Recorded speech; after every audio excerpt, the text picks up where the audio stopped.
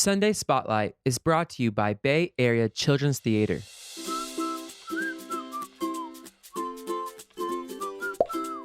Hi, everyone.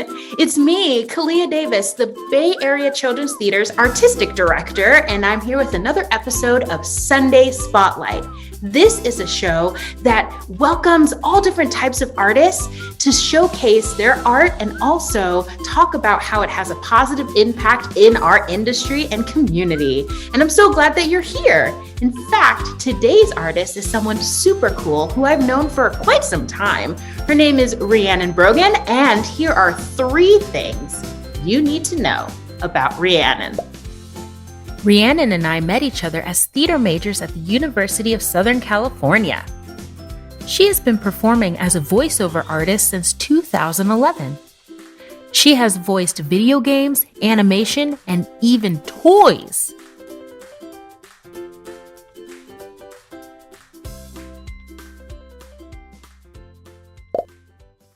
Hi, friend. Hi. Welcome to Sunday Spotlight. We're so glad you're here. Really excited to be here. Thank you for having me. Amazing. Well, I'm going to start with our first question, which is a question we ask every single guest. Because this is a show for kids to get inspired to do what cool things they want to do, I always like to ask our guests, when you were a kid, who did you see or what did you see that inspired you to pursue a career in the arts? Ooh, that's a really good question. So I'm a voice actor. So I provide voices for a lot of things, anything from talking toys to characters in video games to, doing voices for commercials. And I didn't really know that I wanted to do that as a kid.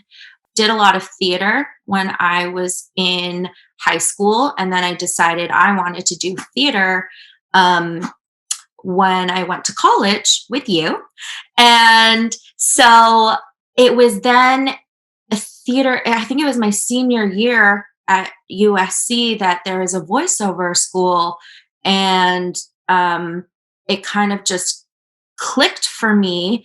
And I instantly thought back to kind of all the cartoons, because I especially really like voicing characters, and like animation is my favorite, video games favorite. So I instantly kind of think about to all the cartoons I watched as a kid, and then I started looking up like who does those voices, and I also took voiceover classes, and all of a sudden I'm taking classes with people who did the voice for Porky Pig, or Pinky and the Brain, or, Pearl from SpongeBob.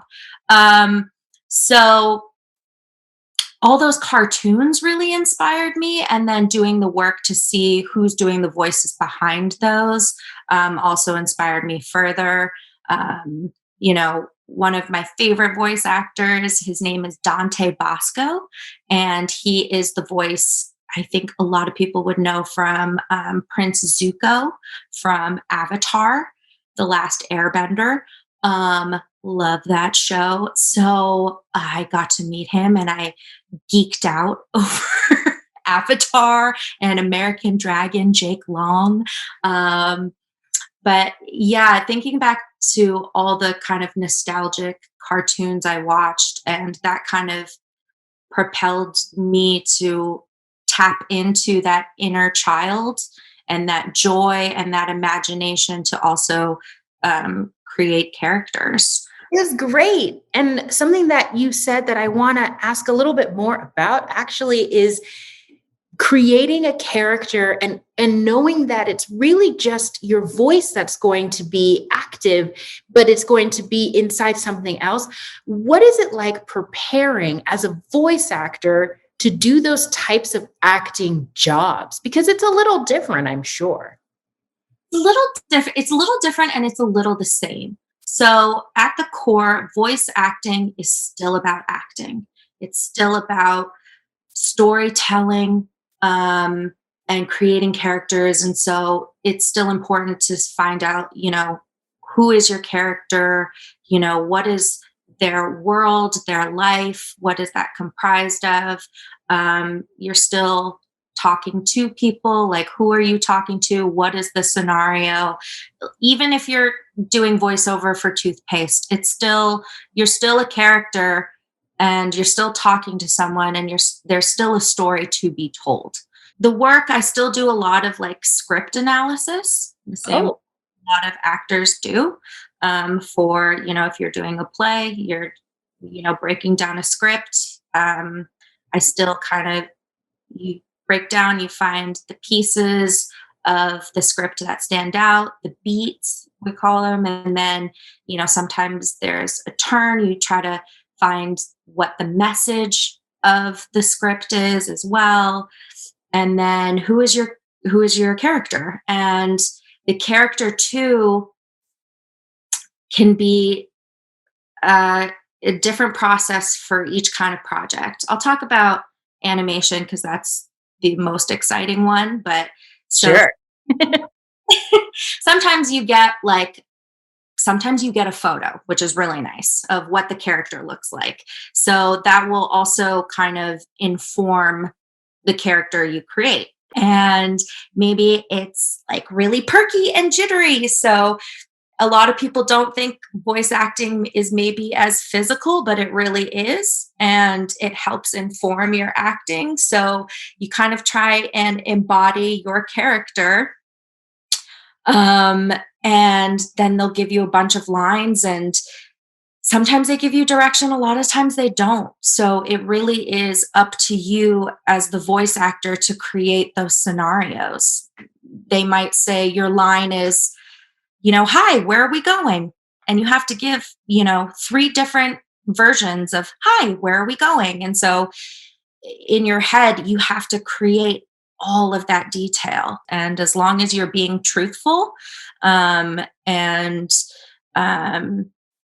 being specific, then people are going to hear that in your acting. And then hopefully you book a job. That's amazing. And I hope everybody heard that there's no wrong answer. And I think that's what's so cool about voice acting. Something else that I notice about voice acting is that because we don't see the actors who are portraying these characters, and if we do stick with animation and cartoon, we don't really see them. And so sometimes they look nothing like the animated character that we see. Is there something that you feel is still missing in the ability to have a really inclusive type of community when it comes to voice actors? I'm going to stop there. Yeah. So it's really interesting. I will say that there's a lot of pros and cons. Just like any industry, the voiceover industry,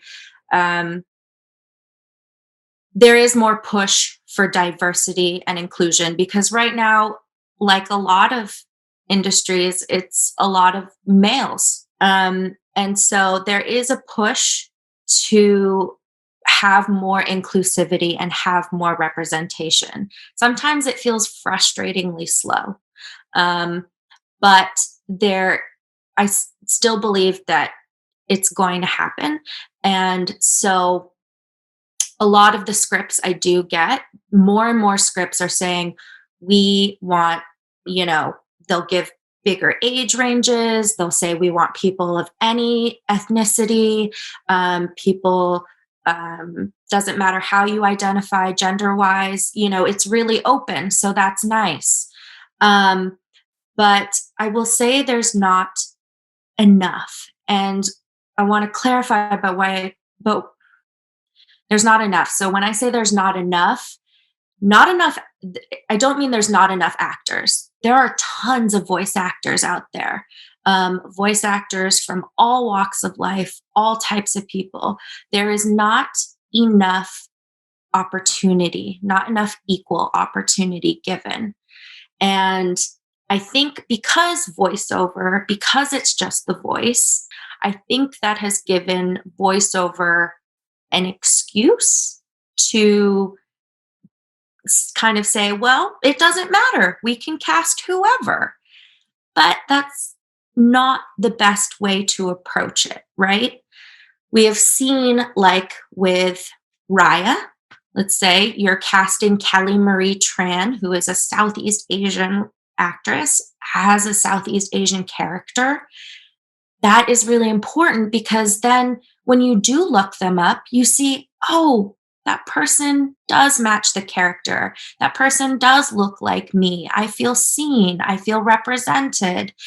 And it's also when you cast appropriately, it just adds further authenticity, further truthfulness, because you are speaking and you are connecting through lived experiences to your character. And so I think it's really important so that there is equal opportunity. There are a lot of voice actors out there. So you can find them, and also it doesn't just stop with voice actor. There needs to be more representation, not just in terms of actors, but in terms of directors, in terms of writers who's writing these scripts. So you just need to bring more people to the table. And the more people at the table that are there, it just trickles out. But how amazing and impactful is it when you get to research who was voicing that animated character, and they are also a representative of that same community, and you do feel really seen. I mean, every character Cree Summer has voiced.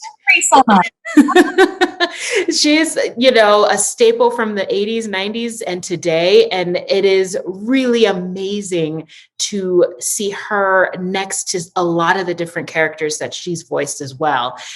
So I'm glad that you brought that up because I think that there's something really vital in that. So we are going to give you a couple different scenarios, and we want to hear how you would sound in those different scenarios. So I'm going to turn it over to Rhiannon to discuss what it's like to maybe voice a monster toy and what you might be asked to do during a recording session. Why don't we all pretend that we're a, tiny, fluffy alien toy, right? And so now you get to use gibberish. And like I said, there's no wrong answer. There's no right way to speak gibberish. There's no wrong way. Whatever you create is A-okay, and it's going to be great. So using gibberish,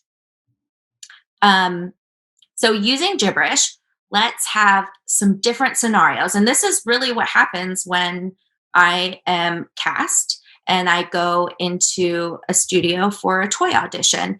They'll give me a scenario and they'll say, okay, first scenario is you're being cuddled. Give us some cuddle noises.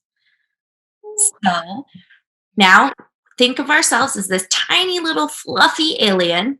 And now let's be specific about when we're being cuddled. So are you being, maybe someone's picking you up and they're nuzzling you. That's going to give a different noise than maybe you're tired and you just want to cuddle with them, right before bed. So really make sure you know who you are, who you're talking to, and what's happening. So we'll start with a cuddle scenario. Now we'll move to a second one. Maybe you're being offered a delicious snack for the first time. Okay, let's think. What kind of snack is it? Is it something crunchy? Is it something really chewy? Or maybe it's a drink? So what is that tiny little alien gonna sound like? Now, maybe the scenario is you're feeling really sleepy. Been a long day. Now, using gibberish, how do you tell your new friend that maybe you want to take a nap and go to sleep. Now think about how tired are you? Where are you? Are you about to fall asleep right on the couch? Do you need to get ready for bed? So remember, the more you use all your imagination and create as much specific detail as you can, who are you? Who are you talking to? Where are you? What are you doing? The more real and the more truthful that your acting is going to be. All right, everybody. You heard her. You just got your craft. Now it's time to go get creative. We will tune in next time to another episode of Sunday Spotlight. Thanks for stopping by. Bye.